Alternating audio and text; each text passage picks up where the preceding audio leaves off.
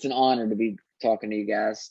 So my name's Pete, and I used to pastor a church here in Nashville called Crosspoint Church, and started. That was the second church. I started my first church when I was in college, and did that. And why anybody in the world ever came to that church, I don't know, but some people did. And then I ended up moving back to Nashville, which is my hometown, and started Crosspoint and did that for about 14 years and was just really blessed to be a part of a very fast growing church with 7 different locations and all that. But then I went through kind of a personal crisis. My personal life completely fell apart. We don't have enough time in this 25 minutes to get into all that. But if you ever like to come sit with me in a therapy session, you're more than welcome to. But it all fell apart. And I lost, for a season, I lost what I thought was all the most important things in the world to me. And found out over time that a lot of those things that I thought once were incredibly important weren't near as valuable as I thought, and had the rare chance, I think, of kind of rebuilding my life around the things that I really wanted to rebuild my life around, and around the things that I felt like really mattered, and around the things that I felt like really aligned with me personally. So these days I do a handful of different things. I have a couple of different jobs. I teach at a church in Detroit, Michigan, uh, 13, 14 times a year at least that I fly up there and do that. I started a company called Good Vibes Management, and we partner, for the most part, celebrities, professional athletes, and entertainers with nonprofits, and kind of try to match them up with nonprofits that just really fit their life story, so that they can use their platform to help out these nonprofits. So started that. That's been a blast. I've loved doing that. And then about 2 years ago, I got certified as a life coach. And honestly, that is what I spend the vast majority of my time these days doing, is coaching CEOs and entrepreneurs, politicians, entertainers, you name it, and trying to help them kind of really chase after their most important goals in a way that lines up with their personal integrity. So that's kind of, in a nutshell, what I'm doing these days, and really grateful whenever I get the chance to talk to groups like this as well. And so I want to kind of set up an idea, if I can. And to be honest with you, I want to spend the majority of our time kind of in a conversation. And I think do you guys have in front of you like a little worksheet that I sent over? You guys have that? Okay, good. I'll get to that. Let me just set that up for you before we kind of get into that, okay? With some stuff that I think will be a little bit helpful. I believe probably more than ever before that often what's keeping all of us from getting what we really want is just a story that we keep telling ourselves, right? We hold beliefs about things, and then those beliefs have a direct influence over what we achieve and what we don't achieve. So if we have what we would call empowering beliefs, then our achievements, our projects, our goals almost feel effortless. A lot of times I call this when you're in the zone. When you're working on something and like time just fades away and everything seems to be coming together, that's kind of being in the zone, right? And that comes from empowering beliefs. The flip side of that is when you have limiting beliefs, that it doesn't matter how easy the goal is or how easy the project or how easy the assignment is. When you have those limiting beliefs, it makes it feel like you're pushing a big rock up a steep hill. And we all have these beliefs. We all have beliefs about ourselves. And the reason that it can feel so certain is because there's a story that we've been telling ourselves throughout our lives. And then we unconsciously look for proof of its truth. And we'll find plenty of proof because that's what we're looking for, right? And the more proof we find, the more certain those beliefs feel. And so what I've discovered, and what a lot of you probably already know, is that beliefs are an extremely powerful thing, right? Your mind is a powerful thing. So when you tell your mind that something's important to you, your mind's going to go out of the way to find it or to protect you from it. This is why, have you ever noticed, like, right now there's a car, I want the new Ford Bronco. Have you guys seen the new Ford Bronco? It's so sharp looking. And I told you I teach sometimes up at a church in Detroit. And so I saw the Ford Bronco, like, I don't know, a year and a half ago. They were already some test vehicles on the road. And as soon as I saw it, I was like, I gotta have one of those. I love that. So I told my mind that the Ford Bronco was important to me. And then what happened, if you've ever, said you wanted a certain car or a certain color car, this, you start seeing them everywhere, right?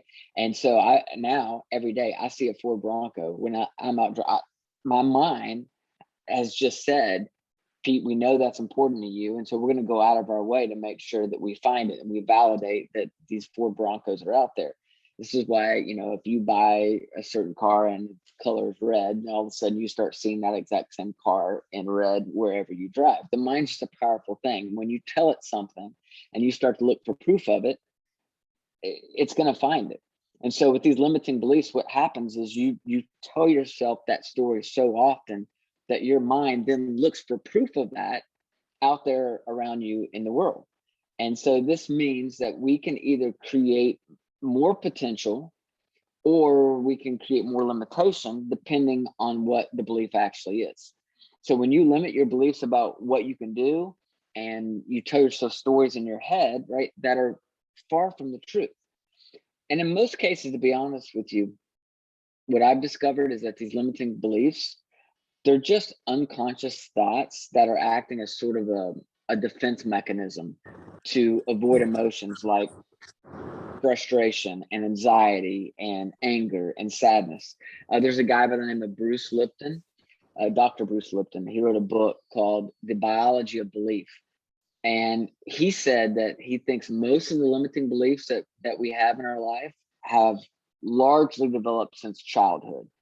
And it's a fascinating book because he talks about the fact that from birth to about the age of 7, you operate primarily in brain wavelengths that are very close to like a hypnotic state, which means from birth to like age 7, your mind's just a sponge and you soaked up everything around you, which is good for some of you sitting around the table right now because you grew up in a very healthy environment.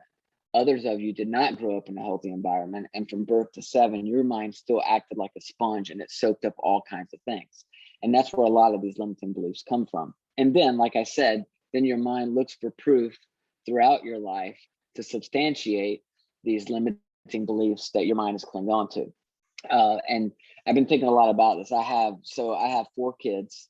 My oldest is 20 and is a freshman in college. And my youngest is 15 weeks old. So that's a whole nother story that you guys could come to therapy with me and we could talk about some more, right? But so I have a 15-week-old little, I have 3 boys and then I had a little girl. So I finally got my little girl and her name's Pepper. And she's 15 weeks old. She does nothing right now but poop and cry. That's it. But she's precious to me. Like I can hold this little girl in my arms and everything else fades away. Like it's just nothing but pure love, pure joy for this little baby. And what's fascinating is everybody that's around Pepper has the same response to her that I do. Like everybody stops whatever they're doing. They're just in awe of her because she's this pure, perfect, extremely innocent little baby right now. Now, what's going to happen over time to Pepper, whether I want it to or not, is she's going to grow up and there are going to be all these layers that are added onto her mind and to her heart. So, it's just going to happen. It happens to all kids, right? These layers get added over time. And so she'll be introduced to an unending list of rules about what she should say, who she should love, how she should be, what she should do with her life. These messages will come from her mom. These messages will come from me as her dad, even at times unintentionally. She'll get these messages from her brothers, from teachers, from religious leaders, from grandparents, from coaches, and the list goes on and on. So you get all these layers added on to you over time, layer after layer. And so let's just say it's layers of mud, right, that cover up what right now is this perfect little innocent like diamond. And it'll be covered up with all these limiting beliefs.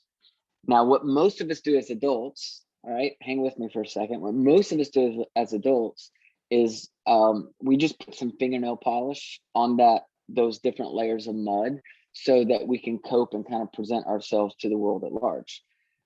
But the hard work, right, of identifying these limiting beliefs is kind of the hard work of just slowly, I call it chiseling. You're just chiseling away at all these different layers that have been stacked on you over time. And that's why I think it's so essential to become aware of your beliefs. So that's the exercise we're about to do together. That's the goal, right? It's not going to happen. Listen, you have had years of convincing yourself of certain limiting beliefs. And let's not kid ourselves into thinking that this little 15-minute exercise is somehow going to resolve all that. It's not. But the goal is to simply start to become aware of those limiting beliefs. And I'm going to walk you through a couple other steps that I think help you not only identify the limiting belief, but then eventually allow you to replace that limiting belief with something that's much more useful for your life. All right. So let's walk through this exercise together. If we had more time, something I do a lot with clients when we're trying to discover what their limiting beliefs are, is I say over the next 2 weeks, what I want you to do is listen to the voice in your head at all times. Like, you know, that voice, right? That's constantly chattering in your mind about anything and everything, from the people right now that are sitting around you at this table to you got a voice in your head that's giving you all kinds of messages about what I'm saying or what I'm not saying or how I'm coming across. This is the voice that's constantly telling you what you can do, what you can't do, what you should think, what you shouldn't think. And it's constantly going, right? So I always encourage clients, I'm like, for 2 weeks, write down everything that voice tells you. Like, keep a journal or open up a memo on your phone and just write down all these different messages. One of the things you'll discover over time is you are not your thoughts. You're just not. In fact, for a lot of you, the voice in your head, you should fire that voice, because that voice has led you time and time again to be afraid of things you should have never been afraid of. It's led you to worry about things that have never even happened. It has given you all kinds of terrible messages. And often that voice in your head is not your friend, and it's not you. It's not. You're not your thoughts. It's really important to know. But since we don't have 2 weeks for you guys to do that, let's kind of fast forward. All right. And so I want you to look, and if you want to take some notes down, this would be a great place to do it, because there's 4 steps essentially, right? Step 1 is discover your limiting belief. And so what I wrote down just on your exercise there is to list below 2 or 3 beliefs that you hold about yourself, about others, and about the world. And so I don't know if you've had any time to actually do this or not. It's okay if you haven't. Let's just take a stab at it, okay? And what I'll encourage you to do is, I'm basically introducing you to this exercise. I'd encourage you to find some time to just kind of go be on your own and work through this when you have more time and you're not surrounded by a lot of people. But for the heck of it, let's just go through it now, because maybe there'll be some things that kind of jump out at you, all right? So I asked you, there's 3 different blanks there under step 1, right? There's a limiting belief I have about myself, and I gave you a few examples. And then a limiting belief that you have about others, and then a limiting belief that you have about the world. Why don't you just take a minute right now and take a stab at filling out those 3 blanks. Maybe those examples there will help you, but take a stab at that. I'll give you just a minute.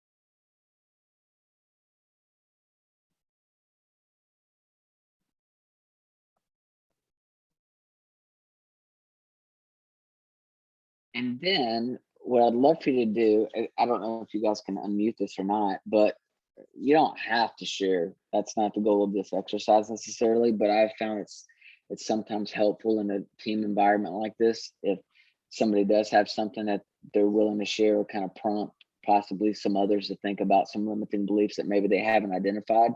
would anybody be willing to share a limiting belief that they wrote down about themselves? Can you hear us, Pete? I can. Okay. Anyone? I will. There we go, Justin. Limiting belief I have about myself. I can't win. No matter what I do, I can't win. I can't win. That's good. That's really good. Mine that I wrote down, and I have several, but this time around, what I wrote down is, for me, I've often believed that failure is final. That if I fail at something, it's done. It's over. Like, you know, I'm going to be judged as a failure from that point forward. That's been a huge limiting belief for me throughout my life. Anybody else?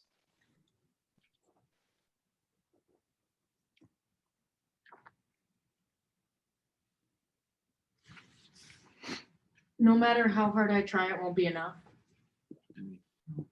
Mm-hmm. Yep. You have to be perfect the first time.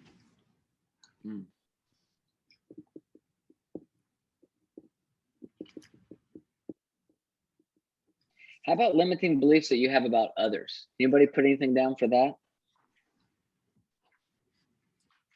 If I want it done right the first time, I have to do it myself.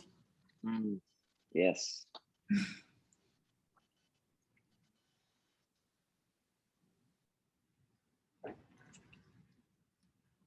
Anybody else a limiting belief about others?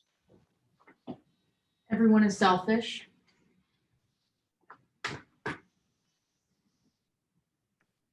Except for the people around the table with you, right? I mean, Yeah, sure. but everybody else in the world is selfish. That's good. How about a limiting belief you have about the world?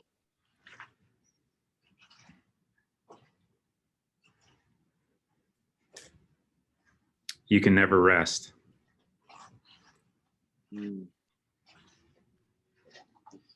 No matter where you go, everybody, there's somebody that's biased against you.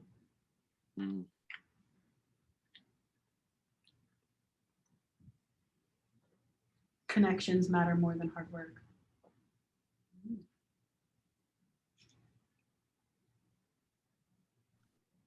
Good stuff. All right, here's what I want you to do now. Write down on your exercise sheet the belief that you want to work with for this particular exercise. It can be a belief about yourself. That's probably the most powerful. It's also the most difficult, but it could be a limiting belief about others or a limiting belief about the world.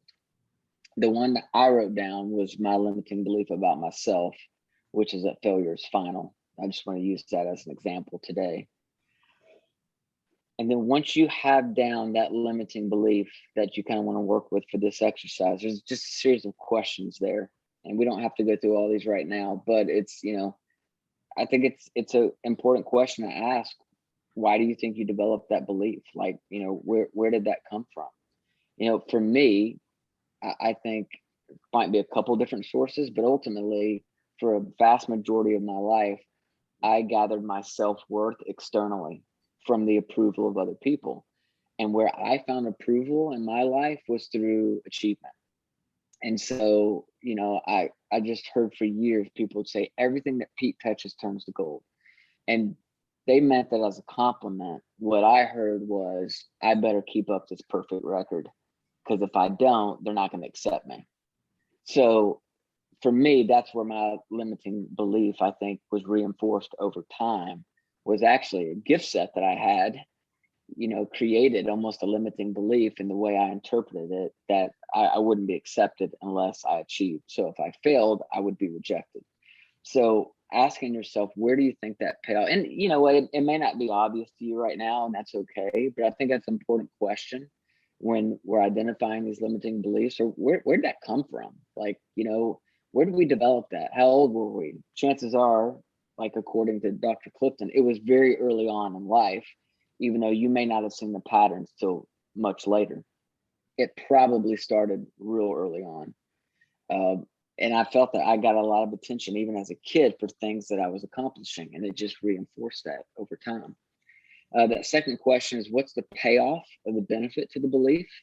Sometimes that's hard, but like, you know, there's a benefit to it more than likely. There's some kind of benefit. You know, it works until it doesn't work, right? For me, and my limiting belief of failure is final, the payoff was I didn't take a lot of risk in accomplishments, right? Because I was so afraid of failure. So I typically only tried things I knew I would be successful at. So externally, people looking at me were like, "Man, that guy's really successful. It's like everything he does. He's." But honestly, I was playing small because I didn't want to fail. So I had this inflated version of me that looked successful, but it really wasn't. I was playing small. I was trying things I knew I could accomplish with the teams that I had. And that was my payoff for a particular season, is it made me, that limiting belief made me appear to be successful. What are the disadvantages or the negative impacts of this belief for you? Again, for me, it was that I set my goals too low. I played too small. Is the belief really true? Such an important question. Is this belief really true? You know, is it absolutely true? Most of the time, what you're going to discover is no. Like, again, my thought of failure is final. Was that absolutely true? No. There were plenty of failures I'd experienced throughout my life. I learned from every one of them. Every one of them set me up to do whatever I was doing next better. None of them were final, but I created a fear in my mind that if I failed, it would be final, that I'd be rejected, that no one would accept me. So no, it wasn't really true. And then that fifth question is, what would be a more realistic or positive alternative to this belief? And I'll get to that more in just a second, all right? But that's step one, is just kind of working through identifying what that limiting belief is, all right? Then step two is you got to thank your limiting belief. And that seems so weird to most people. It seems very like, you're like, why would I thank a belief that has been limiting to me? And I think, you know, the reality is this is part of the healing process for all of us, because the belief worked until it didn't work. And most of our limiting beliefs are created to somehow protect part of us. So, you know, at some point in your life, that belief served a valid purpose. And I don't know what the valid purpose was it might have served in your life. My experience working with most people is that it protected you as a child. So if you need a place to kind of look for, like, you know, why you developed that, chances are you created that limiting belief when you were a kid because it protected you from some kind of danger, real or perceived, in your life. And it did, it protected you. It worked until it didn't work. So I think it's important to thank that limiting belief for whatever purpose it served early on in your life. And that's going to be part of your healing process of letting that go. And step three, and this is a really tough one that sometimes we get stuck on for a long time, is forgive yourself and forgive others for that belief being developed. We tend to, you know, it's tempting to look at our limiting beliefs and to think about how much they have kept us from accomplishing whatever it is that we really wanted to accomplish. And it's really easy to get bitter at ourselves and, you know, beat yourself up and think, wow, I'm so stupid that I ever believed that.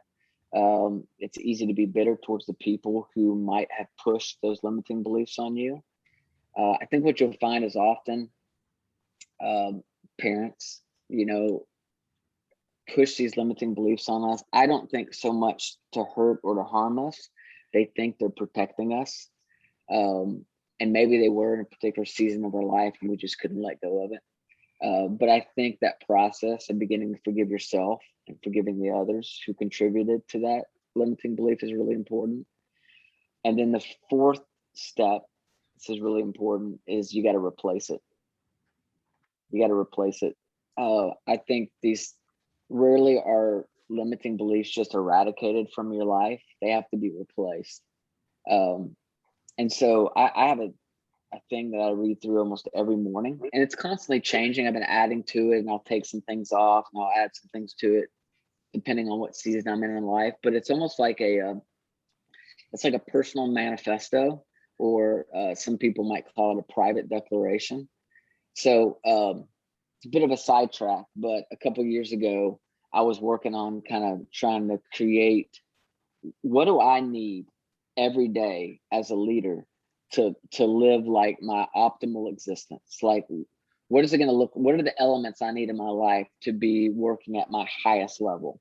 And I kind of created this acronym because I used to be a pastor. I created this acronym. That's what we do as pastors, create acronyms. But the acronym was VITAL, VITAL. And those were the 5 things that I knew I needed in my life every day in order to function at my highest level. And the V stands for validation. The I stands for inspiration. I need some kind of inspiration every day, whether it's something I read, something I watch. I got to fill myself up with inspirational things every day. The T stands for thankfulness. I do a gratitude journal every morning to remind me to be grateful for what's already in my hand as I chase after the things that are not yet in my hand. The A in VITAL stands for activity. I got to do some kind of exercise almost every day. It's really important to me. And then the L is love. I got to find some act of kindness, some act of love that I try to do every day that really just kind of feeds me. Those are the 5 things I needed. That V, that validation, that's this personal manifesto. That's this private declaration that after I do my gratitude journal, I read over this almost every day, because I have to constantly remind myself to push back against my limited beliefs.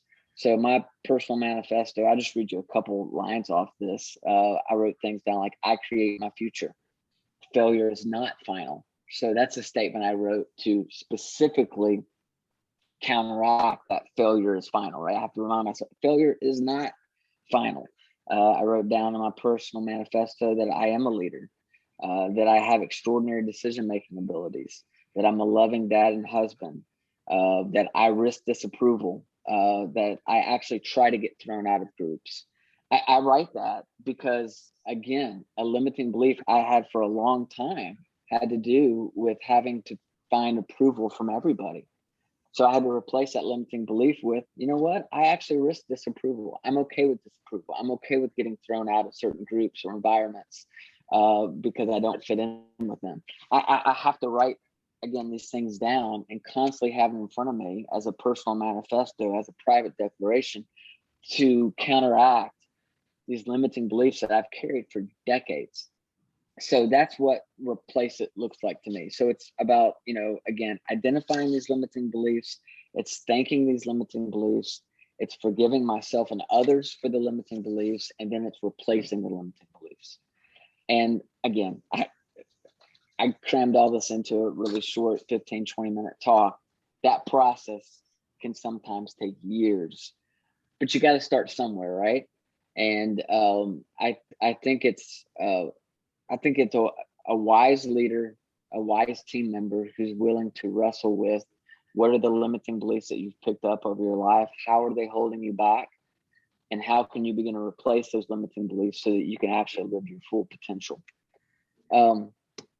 So that's kind of my spill, but I want to spend, I think we have a few minutes left. I'm not sure what time you guys have to wrap up. I don't want to eat into your time, but I'd love any questions you have about that, any thoughts around that, anything that jumped out at you as you kind of went through this exercise. Let's have a conversation about it. Pete, thank you. Before you take any questions, I just wanted to thank you. I thought this was a really inspiring speech, and it made me think a lot about my work as well as who I am as a person, as a friend, as a partner. So thank you for today's seminar. Thank you. I appreciate that. Does anyone have any questions for Pete? I do. Justin, go ahead. Pete, I've been curious. Have you found an increase in demand for self-care, if you will, over the last couple of years as the pandemic has altered so many people's lives? Yes, I absolutely have. And I don't know if it's the pandemic created that need for the self-care, or maybe what happened is we all created some extra space in our life, which Mhm. made more room for awareness that we needed the self-care. I don't know which, but either way, absolutely have seen an uptick in interest in self-care. And also just from being in the life coaching business and being around a lot of other life coaches and seeing them have a lot of the same trends, the realization of people discovering that they struggle to become the person that they want to become on their own, and they struggle with achieving their most important goals on their own.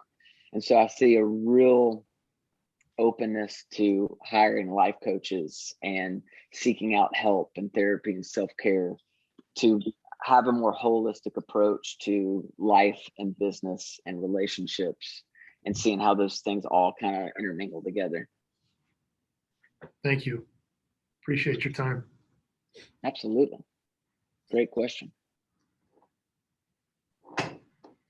How do you guys see, just on a regular basis, doing what you guys do? And I realize that you all have different functions inside of this organization.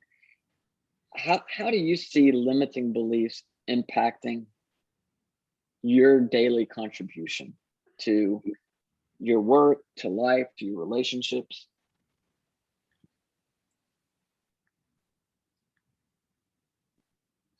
I was gonna say that's something that we, definitely from a fundraising coach point of view, is something that we work a lot with our partners because we have to convince them. Sometimes we have to sell them on their own mission and convince them that the effort of the fundraiser is worth the funds that'll be earned and the investment into their own program. So a lot of times people have limiting beliefs about what they're even doing. Also, the impact that they'll be making from the fundraiser goes beyond what the work that they do. Since they're keeping shoes out of landfills, they're helping micro entrepreneurs in developing nations.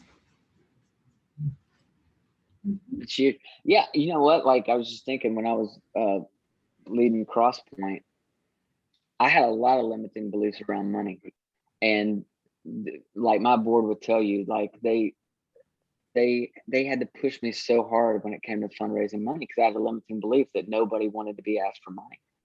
And that wasn't true. If I were to ask myself, is that absolutely true? No, it's not absolutely true. Now, it is true that people don't want to feel manipulated and slimy about being asked for money, but being asked for money for important causes and being asked to be a part of a movement of generosity, people loved being a part of that. They loved being asked to be a part of that. I had to push through a lot of limiting beliefs in order to get to that place, to be comfortable to ask people for money, to believe in the mission that I felt like we had. So yeah, I bet you guys deal with that a lot from a fundraising standpoint.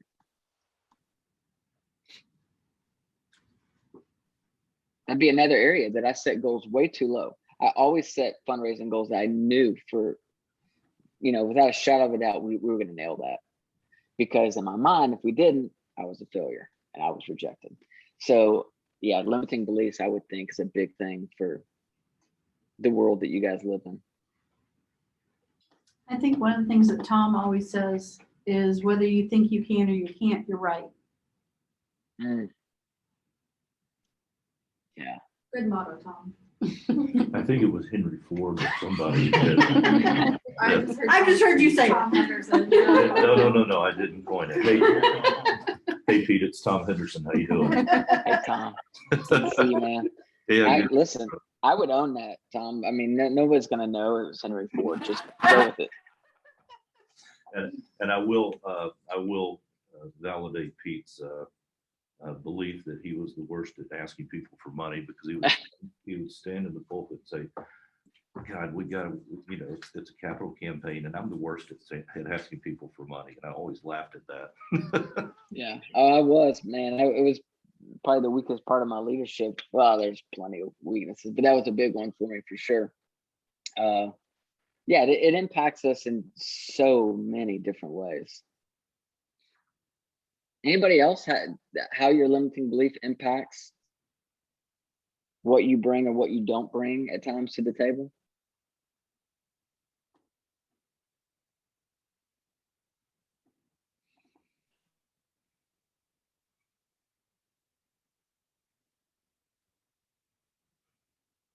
They're thinking really hard, Pete.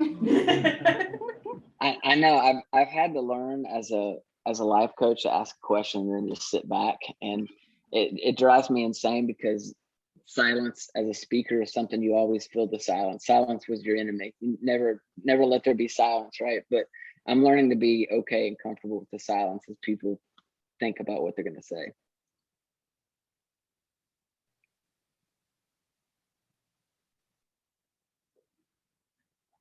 Anybody else?